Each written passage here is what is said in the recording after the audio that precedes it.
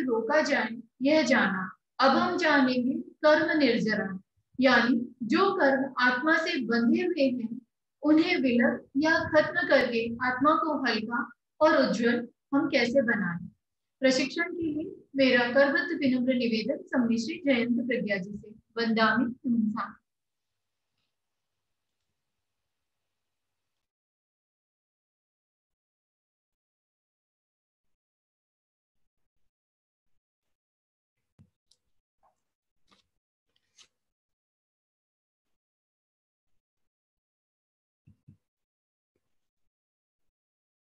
महाप्राण ज्योतिपुंज पूज्य गुरुदेव के चरणों में वंदन।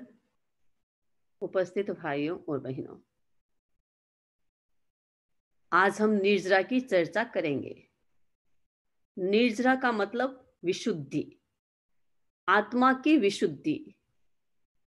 आत्मा की संपूर्ण विशुद्धि मोक्ष कहलाती है और आत्मा की आंशिक विशुद्धि निर्जरा होती है। निर्जरा क्या है? सबसे पहले हम निर्जरा को अच्छी तरह से समझेंगे।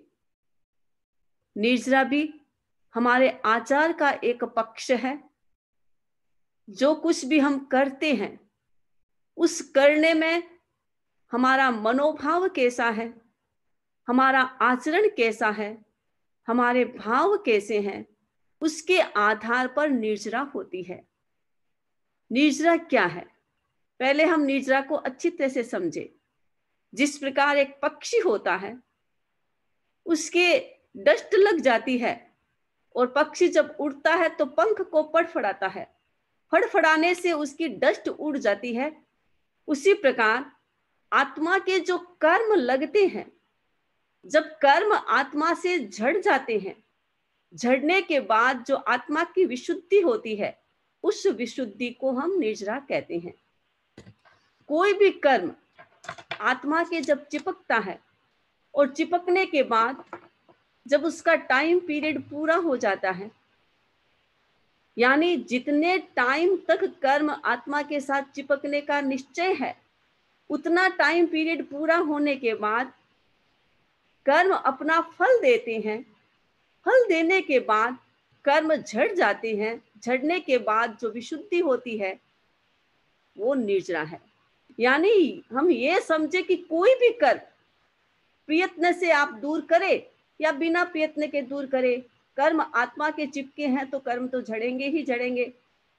तो जो झड़ जाते हैं उसको हम झड़ने के बाद जो आत्मा का स्वरूप होता है, आत्मा का जो रूप होता है, आत्मा की जो विशुद्धि होती है, उसको हम निर्जरा कहते हैं। निर्जरा के लिए बताया है कि कोई भी व्यक्ति निर्जरा करता है तो वो प्रयत्न से भी करता है और स्वतः भी होती है। कुछ जीव ऐसे होते हैं जो कुछ भी नहीं करते हैं, लेकिन कर्म अपना टाइम पीरियड पूरा होने के बाद आत्मा से अलग हो जाते हैं।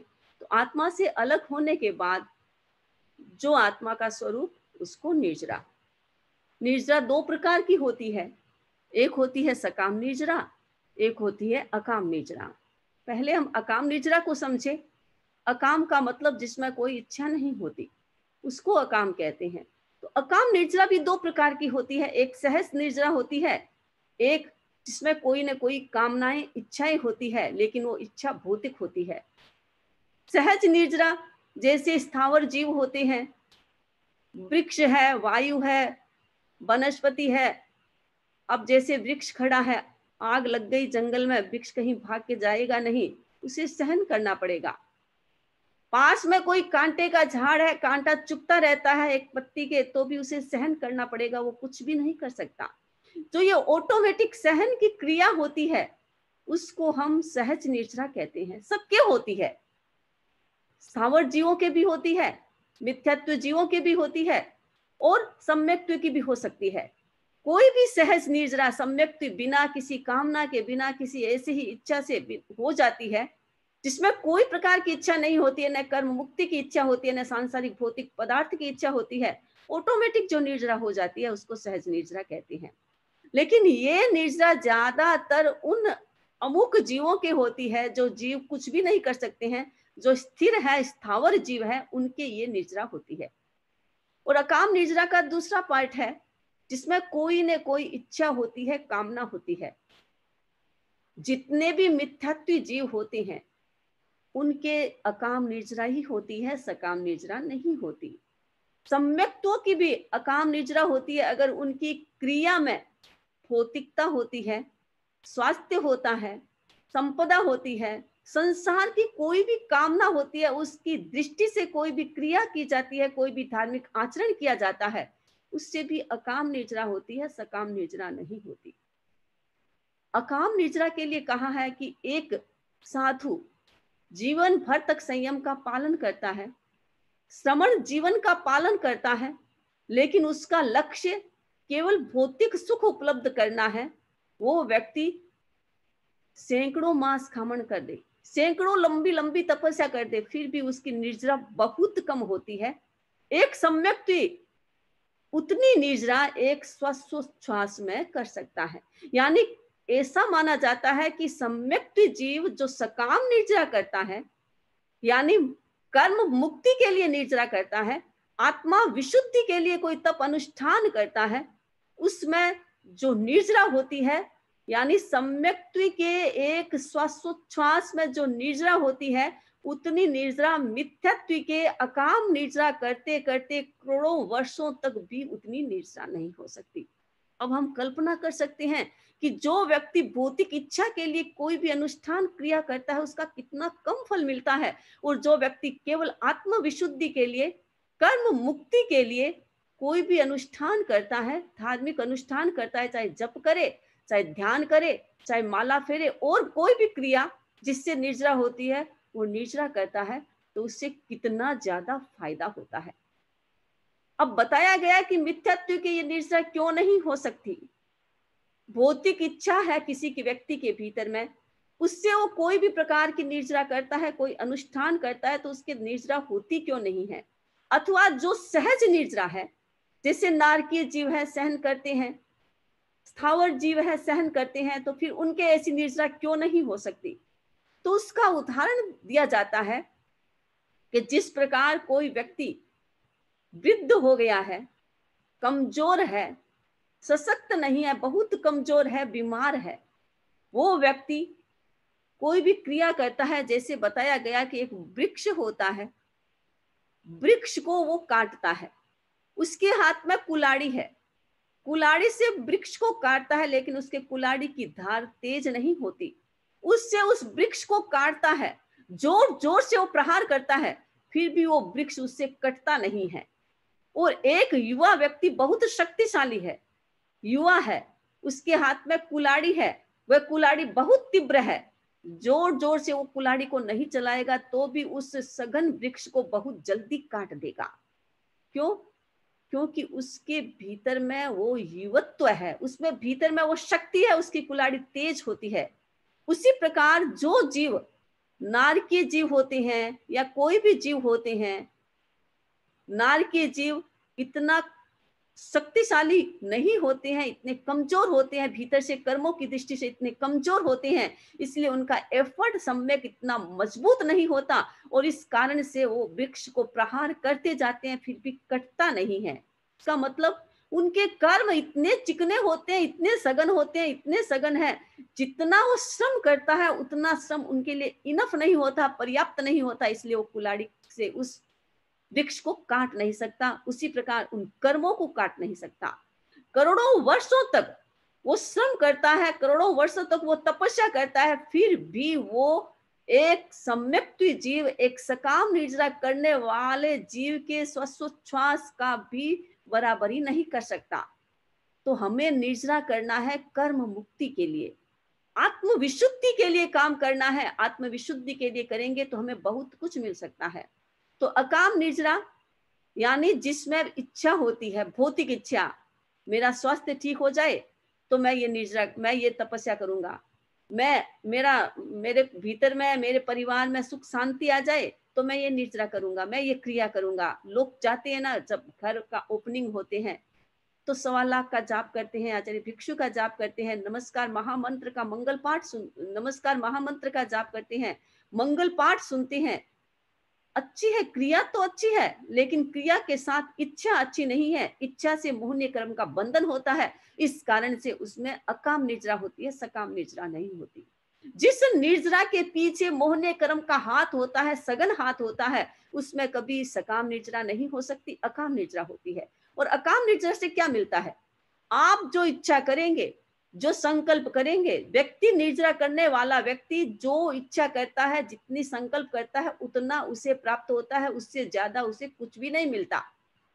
अकाम निर्जरा से पैसा तो मिल सकता है, लेकिन पैसा सीमा में मिलेगा, अनलिमिटेड नहीं आएगा। पैसा आएगा एक बार, उसके पुण्य का प्रबल योग होता है। अकाम निर्जरा करते करते उसका पुण्य भी तो बंधन होता है, उससे उसे बहुत कुछ मिल सकता है। लेकिन पैसे की कामना करोगे तो पैसा मिलेगा, स्वास्थ्य की कामना करोगे तो स्वास्थ्य मिलेगा, परिवार में शांति की कामना करो तो शांति मिलेगा। जितनी इच्छा करते हैं उतना उससे प्राप्त होता है। ये अकाम निर्जरा का फल है। फल तो मिलता है, ऐसा नहीं है नहीं मिलता है, लेकिन उससे थोड़ा मिलता है। और सकाम निर्जरा में उससे मल्टीपल पैदा होता है। सकाम का मतलब है जिसमें कोई प्रकार की इच्छा नहीं होती है, कोई प्रकार की कामना नहीं होती है, केवल आत्मा की विशुद्धि होती है, केवल आत्मा की शुद्धि होती है। कैसे? जैसे सूखा घास होता है, सूखे घास को आप आग में जलाओगे, तत्काल आग जल जाएगी। घास अगर गीला है तो आग जल्दी नहीं जलेगी। तवा है, आप जिस पर रोटी बनाते हैं, तवा बहुत गर्म है, उस पर पानी की बूंदे डालोगे, तत्काल पानी की बूंदे समाप्त हो जाएगी। अगर तवा गर्म नहीं है, पानी की बूंदे डालोगे तो पानी की बूंदे समाप्त नहीं होगी। उसी प्रकार अकाम निर्जरा और सकाम निर्जरा होती है। सकाम निर्जरा के पीछे कोई कामना नहीं होती है, मोहनीय कर्म नहीं होता है, सूखी घास की तरह होता है, तपे हुए तवे की तरह होता है, जिस पर पानी की 2 बूंद डालते ही समाप्त हो जाती है। उसी प्रकार सकाम निर्जरा में कोई भी व्यक्ति अनुष्ठान करता है, क्रिया करता है, तो उसका बहुत ज्यादा फल उसे मिलता है, क्योंकि लक्ष्य उसका केवल आत्म विशुद्धि होती है, कर्म मुक्ति होती है, जिसमें कोई प्रकार का मोहनीय कर्म नहीं होता। मोहनीय कर्म का जहां भी योग होता है वहां फल कम हो जाता है, क्योंकि पाप का उदय हो जाता है। पाप का उदय आते ही धार्मिक अनुष्ठान का फल सीमा में हो जाता है। इसीलिए हमें अकाम निर्जरा नहीं, सकाम निर्जरा करनी है। अकाम निर्जरा करते करते जीव बहुत कुछ कर लेता है। हमारे इतिहास में घटना आती है ताम्ली तापस की। ताम्ली तापस था एक, और प्रणामा दीक्षा उसने स्वीकार की थी। प्रणामा दीक्षा का मतलब है कोई भी उसे मिल जाता उसे वो प्रणाम करता, चाहे वो कुत्ता मिले, चाहे सर्प मिले, चाहे कोई भी जीव जंतु मिले, चाहे कोई भी व्यक्ति मिले, उसको प्रणाम करता था। यह है प्रणामा वृत्ति। वो प्रणामा वृत्ति को उसने स्वीकार किया था, उस दीक्षा को स्वीकार किया था, घर बार को छोड़ा था, संपत्ति को छोड़ा था, वैभव को छोड़ा था, उस दीक्षा को स्वीकार किया और तपस्या करता, बेले बेले का पारना करता। पारने में क्या करता? पारने में आइंबिल करता था। आइंबिल भी कैसा? ऐसे चावल का आइंबिल जिसको 21 बार धोने के बाद जो कुछ बचता उसका वो आइंबिल करता था। कितने मांस खामन, लाखों मांस खामन किए उसने अपने जीवन में, लेकिन मर करके केवल दूसरे देवलोक का इंद्र बना था। कहा जाता है कि सम्यक व्यक्ति इतने मांस खामन करते तो एक नहीं 10 व्यक्ति मोक्ष में जा सकते थे, इतनी ताकत सम्यक में होती है, सकाम निर्जरा में होती है। लेकिन अकाम निर्जरा में इतनी ताकत नहीं। कितना करे, कितनी तपस्या अनुष्ठान करे, लेकिन उसका फल बहुत छोटा मिलता है, एक बूंद जितना फल मिलता है। और एक व्यक्ति सकाम निर्जरा करता है, उस निर्जरा के थ्रू आगे बढ़ता है, आत्म विशुद्धि के लिए निर्जरा करता है, उसे समुद्र जितना फल मिलता है। कितना अंतर होता है। इसीलिए हमें लक्ष्य पूर्वक सकाम निर्जरा की ओर बढ़ना चाहिए, अकाम निर्जरा नहीं करनी चाहिए। अकाम निर्जरा करने वाला व्यक्ति आयुष्य का बंधन करता है, तो या तो वो किलविषी देव होता है, या अभियोगिक देव होता है, या वेंतर गति में भूत प्रेत बनता है, या भवनपति में जाता है, उच्च गति में नहीं जाता है। उच्च गति के आयुष्य का बंधन नहीं होता, लेकिन जो व्यक्ति सकाम निर्जरा करता है उसके उच्च गति के आयुष्य का बंधन होता है। सकाम का मतलब है जिसमें केवल लक्ष्य होता है कर्म विशुद्धि। हम कोई भी क्रिया करें, कर्म विशुद्धि करेंगे, कर्म विशुद्धि के लक्ष्य से करेंगे तो उससे हमें कर्म विशुद्धि होगी, और उसके साथ साथ पुण्य का बहुत ज्यादा बंधन होगा, तो पुण्य से जो मिलता है वो तो मिलेगा ही। सकाम निर्जरा में जो पुण्य के बंधन से जो भी सामग्री आपको मिलेगी, चाहे पैसा मिले, चाहे सुख शांति मिले, वो मल्टीपल मिलेगी, कम नहीं होगी। लेकिन अकाम निर्जरा में उसकी एक सीमा हो जाती है। इसीलिए फायदा हमें ये होगा कि अगर हम सकाम निर्जरा करते हैं तो आप जो चाहते हैं वो सब कुछ मिल जाएगा, लेकिन लक्ष्य पहले आपका विशुद्ध होना चाहिए, विशाल लक्ष्य होना चाहिए, छोटा लक्ष्य नहीं। जो व्यक्ति छोटे छोटे लक्ष्य को लेकर चलता है वो व्यक्ति आगे विकास नहीं कर सकता। जिस व्यक्ति का लक्ष्य बहुत विशाल होता है, जिस व्यक्ति का लक्ष्य केवल विशुद्धि होता है, आत्मा की विशुद्धि होती है, वो व्यक्ति बहुत कुछ प्राप्त कर सकता है। आत्मा की विशुद्धि का मतलब है उसका अंतिम फल होता है मुक्ति, और उसके बीच में बहुत सारा फल होता है, सुख शांति मिलेगी, जो चाहेगा वैसे उसे प्राप्त हो जाता है। इसीलिए हमें अकाम निर्जरा नहीं, सकाम निर्जरा की ओर प्रस्थान करना चाहिए। कभी भी किसी भी लक्ष्य के लिए निर्जरा नहीं करनी चाहिए, अनुष्ठान करना नहीं चाहिए, तप आदि नहीं करना चाहिए। अकाम निर्जरा में निदान भी होता है। जिस निदान की मैं बात मैंने कही थी वो निदान अकाम निर्जरा में होता है। यानी लंबी लंबी तपस्या करता है, और तपस्या या कुछ भी लंबे काल से समाई करा है, लंबे काल से अनुष्ठान करा है, उपवास करा है, पोषण करा है, और फिर संकल्प करता है कि मैंने जितनी तपस्या की है, मैंने जितनी समाई की है, मुझे उसका फल मिले तो मुझे ये मिले, मुझे ये मिले, ये निदान होता है। ये निदान भी अकाम निर्जरा की कोटि में चला जाता है। यानी कितना कितना तप किया, कितना अनुष्ठान किया, कितनी समाई की, फल क्या मिला? थोड़ा सा जो चाहा वो मिल गया। इसीलिए लक्ष्य हमारा सकाम निर्जरा होना चाहिए। निर्जरा करना है तो सकाम निर्जरा करे, जिससे बहुत कुछ प्राप्त होगा, आत्मा की विशुद्धि होगी। क्योंकि जैसे जैसे आत्मा की विशुद्धि ज्यादा होगी, पुण्य का बंधन ज्यादा होगा, जैसे जैसे पुण्य ज्यादा होगा, वैसे भौतिक सुख सुविधाएं तो ऑटोमेटिक मिल जाती है। तो इसीलिए भौतिक सुख सुविधाओं के लिए निर्जरा या तप अनुष्ठान नहीं करना चाहिए, आत्मा की विशुद्धि के लिए करना चाहिए, जिससे हमें बहुत कुछ प्राप्त हो सकता है। तो निर्जरा का मतलब क्या होता है? झड़ना। यानी चाहे सकाम निर्जरा करे, चाहे अकाम निर्जरा करे, चाहे करे या न करे, जो कर्म आत्मा के साथ चिपके हैं, टाइम आने पर वो आत्मा से झड़ जाएंगे। झड़ने से आत्मा का जो स्वरूप होता है उसको हम निर्जरा कहते हैं। अब उस निर्जरा में अगर मोहनीय कर्म जुड़ जाता है तो पाप का बंधन पुनः हो जाता है। अगर मोहनीय कर्म नहीं जुड़ता है तो उससे आत्मा की विशुद्धि हो जाती है, धर्म हो जाता है, और धर्म से आत्मा की विशुद्धि, विशुद्धि से निर्जरा, और निर्जरा के साथ साथ पुण्य का बंधन।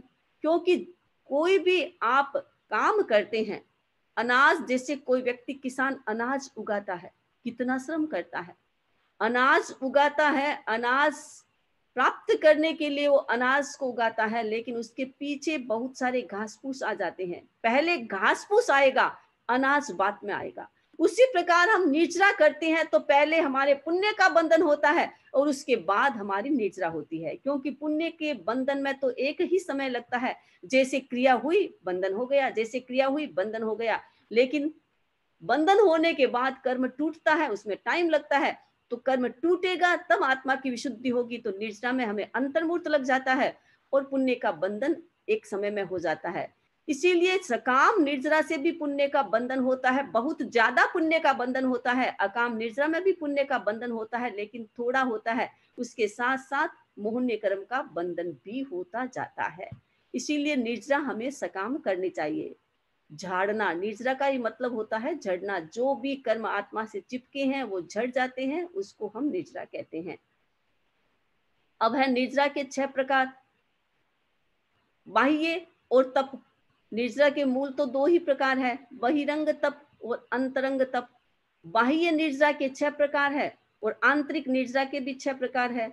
बाह्य का मतलब है शरीर के द्वारा क्रिया होने वाली, जो क्रिया शरीर से होती है उसको बाह्य तप कहा जाता है। यानी जिसमें शरीर तपता है उसको बाह्य तप किया जाता है, कहा जाता है। यानी शरीर के माध्यम से या शरीर में जो कुछ भी होता है उस तप अनुष्ठान से, उस आचरण से जो निर्जरा होती है वो बाह्य तप कहलाती है, बाह्य निर्जरा कहलाती है। निर्जरा को हम तप भी कह सकते हैं, क्योंकि ये तप का ही भेद समझो। निर्जरा तो उनके करने के बाद आत्मा की जो विशुद्धि होती है उसको निर्जरा कहते हैं। ये निर्जरा का साधन है। जिस प्रकार पाप का साधन होता है उसी प्रकार ये निर्जरा के साधन है। इन क्रियाओं के माध्यम से आत्मा की विशुद्धि होती है, उसको हम निर्जरा कहते हैं। तो ये तप के प्रकार है। तपना पड़ता है। तपने का मतलब सहन करना, तपने का मतलब तप करना। अब आप तपस्या करोगे तो भी सहन करना पड़ेगा, आप स्वाध्याय करोगे तो भी आपको सहन करना पड़ेगा, आप शरीर को स्थिर रखोगे तो भी आपको सहन करना पड़ेगा, आप मन को कंट्रोल करोगे तो भी आपको सहन करना पड़ेगा। तो इस निर्जरा का अर्थ है सहन करना। जो व्यक्ति सहन करता है, मन से सहन करता है, प्रसन्नता से सहन करता है, एक तो सहन करना पड़ता है, कोई उपाय नहीं है, एक प्रसन्नता से सहन करना पड़ता है। जो कर्म उदय में आ गया है, ऐसा सोचेगा ये मैंने कर्म किया है और मुझे भोगना पड़ेगा, बिना भोगे तो मेरी विशुद्धि होगी नहीं। जो कर्म आत्मा के चिपक गया है उसे तो झाड़ना ही पड़ेगा, दूर आत्मा से करना ही पड़ेगा, तभी आत्मा की विशुद्धि होगी। तो मुझे करना है क्योंकि मैंने ही खड्डा खोदा है, तो मुझे ही गिरना पड़ेगा। तो फिर मुझे भय किस बात का, मुझे दुख किस बात का, मुझे रोष किस बात का। कभी कभी लोगों को रोष आ जाता है कि पता नहीं हमारे ऐसे कर्मों का उदय क्यों आता है, हमने ही किया तो हमारे ही आएगा। जहर जो व्यक्ति खाएगा मरना तो उसे ही पड़ेगा। इसीलिए हमेशा याद रखें कि कोई भी कर्म आ गया है तो उसको समता से सहन कर ले।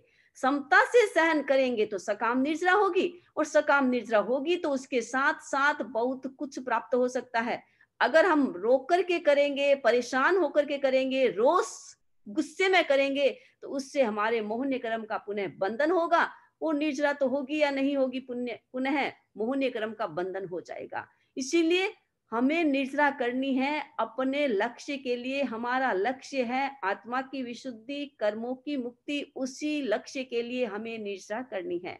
तो ये बाह्य तप है 6। बाह्य का मतलब शरीर के द्वारा होने वाला एक्शन, शरीर के द्वारा होने वाला आचरण। पहला है अनशन। अनशन का मतलब है तपस्या करना, उपवास आदि तपस्या करना। उपवास से लेकर के अनशन तक, यानी संथारे तक की जितनी भी तपस्या है वो अनशन के अंतर्गत आती है। अनशन का मतलब ही है खाना छोड़ देना, उपवास करना, बेला करना, तेला करना, 28 का तप करना, 15 का तप करना, महीने का तप करना, और जितना हो सके उतना करना, वो सब उसी तपस्या के अंतर्गत आता है। इससे हमारा शरीर तपता है। कुछ लोगों को ऐसे लगता है कि कर्म, शरीर में कर्म होता है तो इस शरीर को तपाने से क्या मिलेगा। ये स्थूल शरीर है। स्थूल शरीर के भीतर में कर्म शरीर है। हम कर्म शरीर या तेजस शरीर तक पहुंच नहीं सकते, क्योंकि इतना सूक्ष्म है, इतना अंदर बैठा हुआ है। उसके आगे तो इतने सारे लोग हैं, उनको सबको खोल करके जाना पड़ेगा। कर्म शरीर तक जाना है तो सबसे पहले औदारिक शरीर उसका दरवाजा है, उस दरवाजे को अनलॉक करना पड़ेगा, उसके थ्रू ही हम आगे जा सकते हैं। तो इस शरीर को तपाना पड़ेगा, क्योंकि ये शरीर, इस शरीर ने उस कर्म शरीर को रहने के लिए आश्रय दिया है, तो शरीर को तो तपाना ही पड़ेगा। तो इस औदारिक शरीर को तपाए बिना हम कर्म शरीर को प्रकंपित नहीं कर सकते हैं। इसीलिए पहले औदारिक शरीर को तपाना पड़ता है। तो अनशन में क्या करते हैं, उपवास किया, बेला आदि तपस्या की। अनशन 2 प्रकार का होता है, एक इत्वरिक अनशन, एक होता है यावत कथित अनशन। इत्वरिक अनशन में तपस्या ही होती है, बेला, तेला, उपवास, महीने की तपस्या, छोटी छोटी जो तपस्याएं होती है जिसमें सीमा होती है, अवधि होती है, वह इत्वरिक तप होता है। और जिसमें कोई प्रकार की सीमा नहीं, जीवन भर के लिए अनुष्ठान या तप किया जाता है, वो यावत कथित तप होता है। तो यावत कथित तप में तो अनशन आता है, यानी संथारा आता है, और बाकी सारी तपस्याएं हमारे इत्वरिक तप में आती है। तो तपस्या के माध्यम से कर्म शरीर को प्रकंपित करना, तपस्या के माध्यम से स्थूल शरीर में होने वाली चंचलता को कम करना। आप जानते हैं कि कोई भी व्यक्ति खाना खाता है तो किस लिए खाता है, कि मुझे शक्ति मिले ताकि मैं काम कर सकूं। शरीर को एक्टिव करने के लिए खाना खाते हैं। जब भी हम खाना खाते हैं तो हमारे शरीर में एक्शन होता है, हमारे शरीर में चंचलता बढ़ जाती है, हमारे शरीर में प्रकंपन बढ़ जाता है। और कोई व्यक्ति खाना नहीं खाता है, एक दिन तपस्या 28 का तप हो गया तो कितना शिथिल हो जाता है, एकदम कमजोर हो जाता है। न तो वो ज्यादा सोचता है, बिना मतलब का नेगेटिव विचार भी नहीं आएगा, न ज्यादा वो बोलेगा और न ज्यादा वो एक्शन करेगा। तो अनशन इसीलिए, तपस्याएं इसीलिए करते हैं ताकि ये शरीर हमारा औदारिक शरीर है वो हमारा प्रकंपनों से रहित हो जाए। अगर ये प्रकंपन से रहित होगा तो भीतर बैठा हुआ शरीर हमको दिखाई दे सकता है, हम वहां तक पहुंच सकते हैं, उसको भी प्रकंपित कर सकते हैं। इसीलिए पहले हमें औदारिक शरीर को ही तपाना पड़ेगा। घी तपाना है तो बर्तन में घी डाल करके अग्नि में रखोगे। अगर अग्नि के ऊपर सीधा आप घी डालोगे तो घी समाप्त हो जाएगा, घी तपेगा नहीं। बर्तन को तपाना पड़ता है, घी को तपाने के लिए बर्तन को तपाना जरूरी होता है। उसी प्रकार कर्म शरीर को प्रकंपित करने के लिए, तपाने के लिए पहले हमें अनशन आदि तपस्या यानी इस बाहर के शरीर को, औदारिक शरीर को तपाने की आवश्यकता होती है।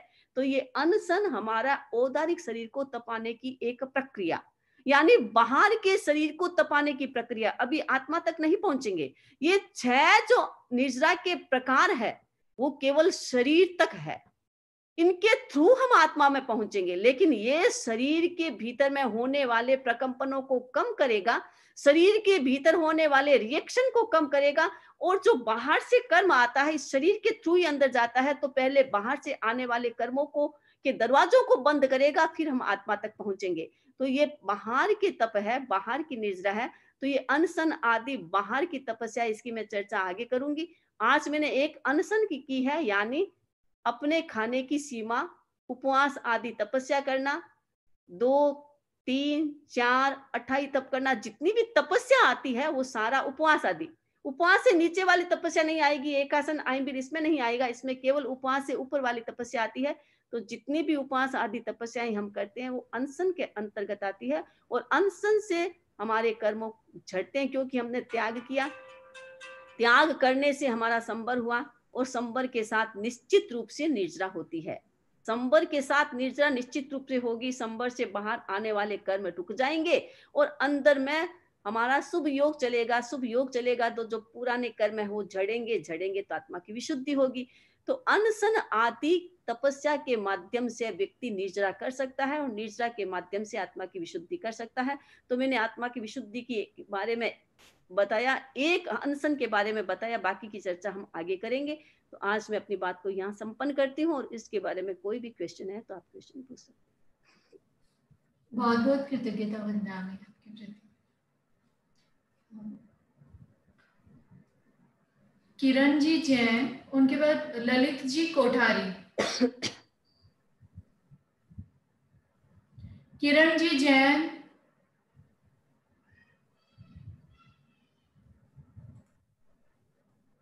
कर्म के लिए आप अपने बताए थे, उसको कितना दिन तक करना है? क्या आपका क्वेश्चन पूरा समझ में नहीं? किरण जी, हाँ, ज्ञानावरण कर्म के बारे में आपने बताया था कि ज्ञानावरण कर्म ये करने से ठीक हो, मतलब पूरा हो जाता है। उसका कितना दिन तक जाप करना है? 20 माला आपने बताई है, 20 माला कितने दिन करनी है? ये अनुष्ठान तो आप करते रहे, क्योंकि हमारे ज्ञानावरण कोई एक दिन का तो है नहीं, अनंत अनंत भवों का हमारे साथ में अज्ञान चल रहा है। तो हमें तो उसको नष्ट करना है। तो नष्ट करने के लिए उसके लिए श्रम करते जाएं। आपको ऐसा महसूस होना चाहिए कि अब मेरे धीरे धीरे मेमोरी बढ़ रही है, मुझे याद होना स्टार्ट हुआ है।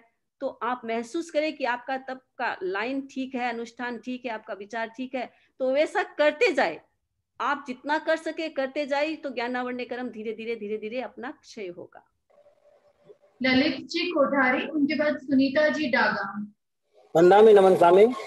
मेरा 2 प्रश्न है। एक तो ये कि अपन अगर प्रायश्चित की कोई सामयिक या माला लेते हैं तो अपने रेगुलर रूटीन में जो माला वगैरह फेरते हैं, तो उसके अलावा वो प्रायश्चित की बोल के फेरना होता है या बोल के करनी होती है सामयिक की, ये मेरी प्रायश्चित में जाए? और दूसरा एक सवाल ये है कि अगर समझो कोई कर्म निकाचित कर्म है, और जैसा कोई आदमी निदान कर लेता है कि मेरी तपस्या का फल हो तो ये मेरे जो मुसीबत आई है ये टल जाए, लेकिन किसी कारण से वो मुसीबत टलती नहीं क्योंकि निकाचित कर्म है, वो तो भुगतना पड़ेगा। तो क्या उस पर तपस्या का फल उसको मिलता है या नहीं मिलता है? दूसरा, अगर मान लो कोई निकाचित कर्म में ही ये बोल देता है कि मेरे ये निकाचित कर्म अगर नष्ट हो, मतलब ये कर्म मेरा दूर हो जाए तो मैं तपस्या करूंगा। ललित जी 1 मिनट मैं डिस्टर्ब करती हूँ आपको, क्योंकि आपका पीछे वाला क्वेश्चन है पूरा सुनाई नहीं देता है आपका, शायद अब पीछे से आपकी आवाज आ रही है कोई, तो आवाज आपकी क्लियर नहीं आ रही है। एक प्रश्न बंदा में आप अभी पहले, फिर मैं उनको अनम्यूट कर दूंगी। माला फेरने की बात आपने पूछी है कि माला फेरते हैं, कोई भी प्रायश्चित आता है, उसकी जो मालाएं आती है तो क्या बोल के फेरना चाहिए? जितनी माला का आपके संकल्प है वो माला प्रायश्चित के अंतर्गत इंक्लूड नहीं होगी, उसमें एक्स्ट्रा है माला। तो बोलने की जरूरत आपके मन में भी हो सकता है कि भी मैं इसका प्रायश्चित करती हूँ, तो मन से भी कर सकते हैं, लेकिन जितना बताई है माला वो एक्स्ट्रा माला होगी, जो रेगुलर माला फेरते हैं उसके अंतर्गत नहीं आएगी। एक्स्ट्रा आप माला फेर करके उसके प्रायश्चित कर सकते हैं, और बताना कोई जरूर नहीं है किसी को भी मैं प्रायश्चित का करती हूँ, मन में भी सोच सकते हैं कि मैं ये प्रायश्चित का कर रहा हूँ। एक निकाचित कर्म को लेके था कि निदान हाँ, वो पूरा इनका क्लियर नहीं समझ में आया, निकाचित का मतलब वो प्रश्न पूरा, तो अगर पूरा क्लियर बताए। मैंने ये बोला था कि निकाचित कर्म होते हैं, लेकिन अगर मान लो जैसे कोई तपस्या कर चुका होता है तो वो निदान कर लेता है कि मेरा ये तकलीफ दूर हो जाए, तो मेरी तपस्या का फल हो तो ये तकलीफ दूर हो जाए, लेकिन वो कर्म तो निकाचित है तो वो तो अपने को एक भुगतने पड़ेंगे। तो बाद में क्या उस तपस्या का फल मिल चुका होता है या तपस्या का फल बाकी रहता है? और या कोई ये कह देता है कि मेरा ये कर्म दूर हो जाए तो मैं तेला करूंगा या वास करूंगा, और तकलीफ तो एक भुगतता है क्योंकि निकाचित कर्म है, तो फिर वो उस तपस्या का फल मिलता है या नहीं मिलता है? हाँ, ऐसा है कि अगर उसने लक्ष्य तो उसने गलत डाल ही दिया निदान का कि भी मैंने इतनी तपस्या की है, मेरा उसका कोई फल हो तो मुझे ये मेरे ये कर्म निकाचित, मेरे कर्म समाप्त हो जाए, तो वो कर्म तो समाप्त नहीं होगा, लेकिन उसने तपस्या के लिए तो निदान कर ही दिया, तो उसने तो अपना उसका इमोशंस मतलब डिस्टर्ब कर ही दिया। इस कारण से उस तपस्या का जो की है तपस्या का उसे फल तो मिलेगा, ये यहाँ नहीं मिलेगा तो आगे मिलेगा, लेकिन वो अकाम निद्रा के अंतर्गत ही आएगा, सकाम निद्रा में नहीं आएगा। और बाकी अगर मान लीजिए उसने सोचा है कि मेरा ये निकाचित कर्म समाप्त हो, निकाचित नहीं, उसको पता ही नहीं है निकाचित, वो सोचता है मेरे इतने सघन कर्म है, ये मेरे कर्म समाप्त हो जाए तो मैं अनुष्ठान करूंगा, तेला करूंगा, चोला करूंगा। तो अगर मान लीजिए वो कर्म समाप्त नहीं है और उसने किया भी है तो वो निर्जरा तो अकाम ही होगी, उस तपस्या का फल तो मिलेगा, ऐसा नहीं है नहीं मिलेगा, लेकिन अकाम निर्जरा के अंतर्गत ही आएगा, सकाम निर्जरा में नहीं आएगा। और निकाचित कर्म है तो नष्ट नहीं होगा, लेकिन उसको दूसरा फल मिलेगा। यानी कभी कभी ऐसा होता है ना, कोई व्यक्ति होता है कि भूखा है, मैं सोचता हूँ मेरे इतने भूख कहाँ उदय आता है, इतना कर्मों का उदय है कि मुझे रोटी मिलती नहीं है, तो उसे बाकी शांति मिलेगी, सुख सुविधाएं मिल सकती है, लेकिन हो सकता है रोटी के लिए उसे अंतराय है, तो उसको रोटी का अंतराय तो आएगा, वो नहीं मिलेगा, लेकिन उस तपस्या से जो भी उसने किया है उसके इर्द गिर्द जो चीजें हैं वो उसे उपलब्ध हो सकती है। और वंदना में एक प्रश्न है चैट में, कर्म क्षय करने के लिए सकाम निर्जरा करते हैं, तो वो भी तो एक मतलब कामना ही है, तो मौनीय कर्म जिसमें है क्या? उसमें कर्म क्षय का लक्ष्य है ना, उसमें मोहनीय कर्म कहाँ आड़ आएगा, क्योंकि लक्ष्य मेरे मोहनीय कर्म को ही नष्ट करना है, उसी पर प्रहार करना है, तो मेरा कोई कामना नहीं है। ये कामना केवल आत्मा की विशुद्धि है जिसमें भौतिक इच्छा नहीं है। अकाम निद्रा का मतलब है भौतिक आकांक्षा, भौतिक पदार्थ की इच्छा, जिसमें पदार्थ की इच्छा नहीं है, जिसमें आत्मा की विशुद्धि की इच्छा है, तो उसे मुझे पदार्थ नहीं चाहिए, मेरी आत्मा की विशुद्धि चाहिए, और उसमें पदार्थ की आकांक्षा यानी पुद्गलों की आकांक्षा, जहां भी पुद्गलों की आकांक्षा होती है वहां काम निद्रा होती है। जहां केवल आत्मा की विशुद्धि है, मुझे कुछ नहीं चाहिए, केवल मुझे विशुद्धि चाहिए, तो उसमें कोई कामना नहीं है, वो हमारी सकाम निद्रा है। यानी पुद्गलों की जो कामना है उसमें मोहनीय कर्म का बंध होता है। हाँ, पदार्थ की कोई भी पदार्थ की कामना है, पदार्थ का मतलब पुद्गल, अब मान लीजिए मुझे शांति चाहिए, अपने परिवार में सुख शांति चाहिए, या मुझे ये चाहिए, ये मुझे बाहर की चीजें ही तो चाहिए ना, मेरी आत्मा की विशुद्धि की तो कोई बात नहीं है। तो बाहर की चीजों से रिलेटेड यानी जो भी भौतिक पदार्थ है उनके से संबंधित कोई भी क्रिया होती है उसकी कामना होती है, वो अकाम निर्जरा के लिए अंतर्गत है। एक और प्रश्न वंदना में, अकाम निर्जरा से संबंधित, क्या इसके साथ पुण्य का बंध होता है? हाँ, अकाम निर्जरा में भी पुण्य का बंधन होता है, लेकिन सकाम निर्जरा की अपेक्षा कम होता है। होता तो है पुण्य का बंध, क्योंकि अकाम निर्जरा से भी विशुद्धि तो होती है, कर्म झड़ेंगे। अकाम निर्जरा में लक्ष्य गलती होता है, अनुष्ठान ठीक भी हो सकता है। जैसे मान लीजिए कोई सोचता है कि मैं नमस्कार महामंत्र की माला फेरूंगा, जैसे मैं तेला करूंगा, तो तेला तो अच्छा ही है, तब तो अच्छा ही है। नमस्कार महामंत्र की माला फेरूंगा, नमस्कार महामंत्र की माला फेरता है, वो तो अच्छा ही है, लेकिन उसका लक्ष्य गलत है। उसका लक्ष्य है कि मैं नमस्कार महामंत्र की माला फेरूं तो मुझे ये मिल जाए, मैं ये करूं तो मुझे ये मिल जाए, तो वो लक्ष्य इच्छा है, वो गलत है। इच्छा मोहनीय कर्म से जुड़ी हुई है, इसलिए मोहनीय कर्म का आगमन होता है, इसलिए पुण्य का बंधन तो होगा, उस निर्जरा के पीछे पुण्य का बंधन तो होगा, लेकिन साथ साथ में पाप भी चलता रहेगा। पुण्य का बंधन थोड़ा होगा, ज्यादा नहीं होगा। और सकाम निर्जरा लक्ष्य है कि बस अब मेरे तो सिर में दर्द है और मैंने सोचा कि चलो मैं आचार्य भिक्षु का जप कर लूंगा, नमस्कार महामंत्र की जाप कर लूंगा, मेरा सिर का दर्द ठीक हो जाए। गलत नहीं है, डॉक्टर के पास जाओ या ये करो, गलत नहीं है, लेकिन ये क्लियर दिमाग में रहना चाहिए कि इससे मेरी सकाम निर्जरा नहीं होगी, अकाम निर्जरा होगी। और मेरा ये लक्ष्य होगा कि मेरा एकदम सिर दर्द ठीक हो जाए, जिससे मैं समाधि कर सकती हूँ, ध्यान कर सकती हूँ, बैठ सकती हूँ। तो मेरी अकाम निर्जरा नहीं, सकाम निर्जरा भी हो सकती है, क्योंकि मेरा लक्ष्य है कि मुझे आध्यात्मिक विकास करना है।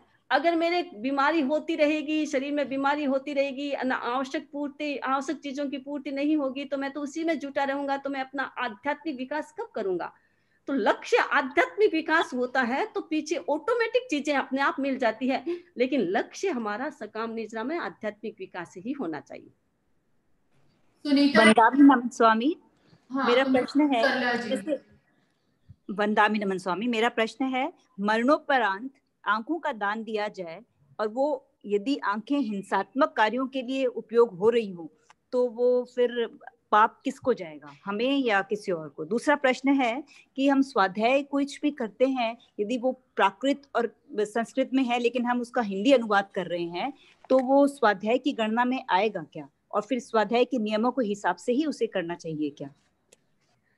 पहला है कि दान देते हैं, तो सबसे पहले जैन में ये दान की परंपरा नहीं है कि अपने अवयवों को दान दे। और दूसरी बात है, ये हमारे भगवती सूत्र में आता है कि उदाहरण रूप में दिया गया है कि जैसे एक वृक्ष होता है, वृक्ष की लकड़ी होती है, कोई व्यक्ति लकड़ी से मकान बनाता है, अब वो लकड़ी का मकान, वृक्ष की लकड़ी का मकान, अब वृक्ष ने तो दिया नहीं बेचारे ने, लेकिन किसी ने उस वृक्ष की लकड़ी से मकान बनाया, अब वो मकान जब तक चलेगा उस वृक्ष को पाप लगेगा। न तो वृक्ष ने लकड़ी दी है, फिर भी उस वृक्ष की लकड़ी है, तो उस वृक्ष को, उसको जब तक वो मकान चलेगा, जब तक वो चलेगा, उसकी नींव चलेगी, तब तक उस वृक्ष को पाप लगेगा। उसी प्रकार जीव अगर अपने अवयवों को अपनी इच्छा से दे रहा है, तो इसका मतलब क्या हुआ? ऑटोमेटिक कहीं भी जाए वो पाप का बंधन तो उसी जीव को लगता रहेगा। इसलिए कभी हमारे जैन धर्म में ये दान देने, जो हमारे ऑर्गन्स होते हैं, उनको दान देने की परंपरा नहीं है, क्योंकि उससे कोई पुण्य का बंधन नहीं होता है। वो तो उसके पीछे जब तक वो आंख चलती रहेगी, जब तक वो ऑर्गन्स चलता रहेगा, उस जीव को, जिस जीव से रिलेटेड था, उस जीव को पाप लगता रहेगा, चाहे वो मर भी जाए, लेकिन उस जीव को उसका पाप लगेगा। इसीलिए कभी हमें सजग रहना चाहिए कि हमें कभी भी इस प्रकार ऑर्गन्स का दान नहीं करना चाहिए। सरला जी। वंदामी नमः स्वामी, जैसे हमारे पिताजी का 12 महीने का एक दिन आता है, उस दिन उपवास करते हैं, तो वो अकाम निर्जरा में है या सकाम निर्जरा में? वो तो आप किस लिए करते हैं? वे पिताजी को सुख शांति मिले, या अपनी अपनी मेमोरी के लिए करते हैं कि वो मेरे पिताजी थे, अपनी मेमोरी के लिए करते हैं, तो फिर वो तो अकाम निर्जरा ही होगी, सकाम निर्जरा तो नहीं।